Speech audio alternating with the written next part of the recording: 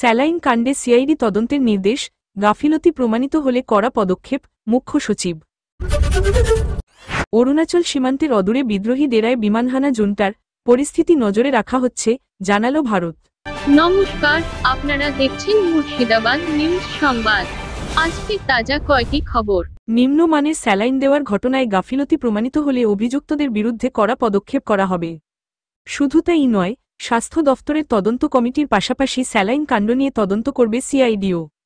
Medinipur medical কলেজের প্রসূতিদের নিম্নমানের saline দেওয়ার অভিযোগ উঠেছে। সেই ঘটনা খতিয়ে দেখে প্রাথমিক রিপোর্ট দিল স্বাস্থ্য ভবনের তদন্তকারী কমিটি। সেই রিপোর্টের ভিত্তিতে রাজ্যের মুখ্য সচিব মনোজ পন্থ জানান, এই ঘটনায় গাফিলতি প্রমাণিত হলে অভিযুক্তদের বিরুদ্ধে কড়া পদক্ষেপ করা হবে। শুধু তাই নয়, স্বাস্থ্য দফতরের তদন্ত কমিটির পাশাপাশি স্যালাইন কাণ্ড নিয়ে তদন্ত করবে সিআইডিও। সোমবারের সাংবাদিক বৈঠকে মুখ্য সচিবের পাশেই ছিলেন স্বাস্থ্য সচিব নারায়ণ স্বরূপ নিগম। মেদিনীপুর মেডিকেল কলেজে শুক্রবার এক প্রসূতির মৃত্যুর পরেই তাকে দেওয়া রিঙ্গার্স ল্যাকটেট আরএল স্যালাইনের গুণমান নিয়ে প্রশ্ন ওঠে। এরপরেই স্বাস্থ্য দফতর কড়া নির্দেশিকা জারি করে। তারপরই মেদিনীপুর মেডিকেল কলেজে ঠিক কী ঘটেছিল, কার গাফিলতিতে এক প্রসূতির মৃত্যু হল, আদৌ আরএল স্যালাইনের ব্যবহারই এর জন্য দায়ী কি না ইত্যাদি খতিয়ে দেখতে ১৩ সদস্যের তদন্ত কমিটি গঠন করে স্বাস্থ্য দফতর। তারা মেদিনীপুর মেডিকেল কলেজে গিয়ে বেশ কিছু ওষুধ এবং স্যালাইনের নমুনা সংগ্রহ করে, কথা বলে হাসপাতাল কর্তৃপক্ষের সঙ্গেও।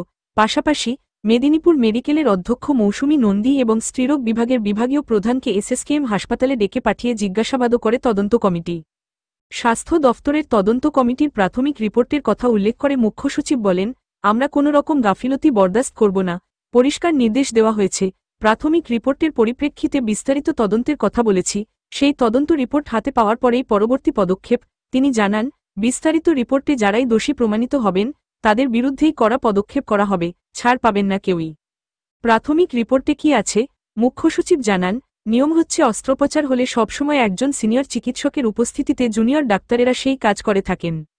কিন্তু মেদিনীপুর মেডিকেল কলেজের প্রসূতিদের চিকিৎসার সময় সেই নিয়ম মানা হয়নি। তবে আরও তদন্ত দরকার, তা চলছে। মনোজ আরও বলেন, আমরা মনে করি এটা কোনোভাবেই এসওপি মেনে হয়নি। তবে তদন্তের বিস্তারিত রিপোর্ট পাওয়ার পরেই উপযুক্ত পদক্ষেপ করা হবে। মুখ্য সচিবের কথায়, স্যালাইনের পরই অক্সিটসিন দেওয়া হয়েছিল কিনা তা তদন্ত করে দেখা হচ্ছে। যে সংস্থার উৎপাদিত স্যালাইন ঘিরে বিতর্ক, তাদের উৎপাদন বন্ধ করার নির্দেশ দেওয়া হয়েছে বলে জানিয়েছেন মুখ্য সচিব। গত ৭ তারিখ থেকে ওই সংস্থা উৎপাদন বন্ধ রেখেছে বলে জানিয়েছেন মুখ্য সচিব। এখন অন্য সংস্থা সরকারি হাসপাতালে স্যালাইন সরবরাহ করছে বলেও জানিয়েছেন তিনি। মুখ্য সচিব বলেন, স্যালাইনের সমস্ত ব্যাচের নমুনা সংগ্রহ করে পরীক্ষার জন্য পাঠানো হয়েছে, সেই রিপোর্ট আসতে ন্যূনতম ১৪ দিন লাগবে। উল্লেখ্য, স্বাস্থ্য দফতরের তরফে নির্দেশিকা জারি করে জানানো হয়, যে সংস্থার তৈরি স্যালাইন আতশকাচের নিচে রয়েছে, তাদের তৈরি সব স্যালাইন নিষিদ্ধ করা হচ্ছে।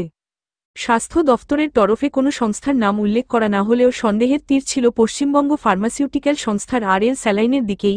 অভিযোগ, এই স্যালাইন আগেই নিষিদ্ধ করা হয়েছিল, তবে তারপরও কিভাবে তা ব্যবহার করা হলো প্রসূতিদের শরীরে। এই স্যালাইনের বিষক্রিয়া থেকেই প্রসূতিদের শারীরিক অবস্থার অবনতি হয়নি তো? এই সব প্রশ্নের উত্তর খুঁজতে স্বাস্থ্য দফতর তদন্ত কমিটি গঠন করে। কাচিন প্রদেশের সানলুন এলাকায় বিদ্রোহী কাচিন ইন্ডিপেন্ডেন্স আর্মি কেআইএ নিয়ন্ত্রিত একটি সোনার খনি নিশানা করে বিমান হামলা চালাতে হয়েছে বলে প্রকাশিত খবরে দাবি। মায়ানমারের বিদ্রোহী গোষ্ঠীর নিয়ন্ত্রণাধীন এলাকায় আবার বিমান হামলা চালাল সে দেশের শাসক জুন্টা বাহিনী। বাংলাদেশ সীমান্ত লাগোয়া রাখাইন প্রদেশে আরাকান আর্মির ঘাঁটির পর এবার অরুণাচল প্রদেশের সীমান্ত ঘেঁষা কাচিন প্রদেশে আর সশস্ত্র বিদ্রোহী বাহিনী কাচিন ইন্ডিপেন্ডেন্স আর্মি কেআইএ ডেরায়।